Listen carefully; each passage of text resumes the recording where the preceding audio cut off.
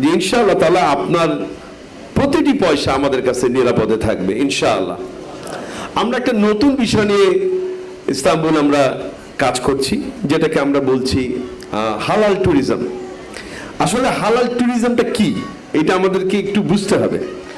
আমি একবার এয়ার ফ্রান্সে করে ইউরোপে যাচ্ছি, ফ্লাইটে ওঠার পর আমাকে প্রশ্ন করা হলো, ফুডের বিষয়টা যখন আসলো তখন জিজ্ঞেস করলা হলো যে নর্মাল ফুড না হালাল ফুড। তো ওদের কাছে নর্মাল ফুডটা মানে হলো আমরা যেটাকে হালাল মনে করি না ওইটাই নর্মাল ফুড। এজন্য আমাকে বলছে নর্মাল ফুড না হালাল ফুড।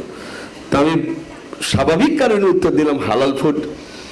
বেশ কিছুক্ষণ পর দেখলাম আমি আর আমার দুই একজনকে হয়তো হবে এই ফুডটা নিয়ে এসে, হালাল ফুডের ভিতরে ছিল কিছু সালাদ, টমেটো, শসা, এই জাতীয় খাবার।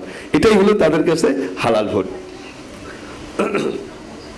তাহলে হালাল ফুডের কনসেপ্টটাও তারা পাল্টে ফেলেছে, আর হালাল ট্যুরিজম তো তাদের চিন্তার মধ্যেই নাই।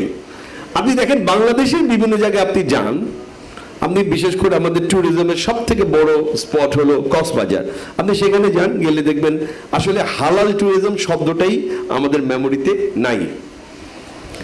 আমি বেশ কিছুদিন আগে গিয়েছিলাম, আমাদের এই ডিরেক্টর টিম আমরা একসঙ্গে গিয়েছিলাম কক্সবাজার, যেটা আমার ভাই সম্মানিত এমডি তিনি বলেছেন আমরা আসলে অনেক কাজ করতে চাচ্ছি। আমরা কক্সবাজারেও আমাদের প্রজেক্ট এক্সপান্ড করার চিন্তায় আছি, আমরা জায়গা দেখতেও গিয়েছি।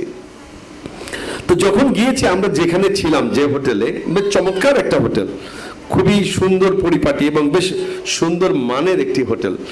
সেই হোটেলে একটি সুইমিং পুল আছে, বাট নারী এবং পুরুষ একই সাথে।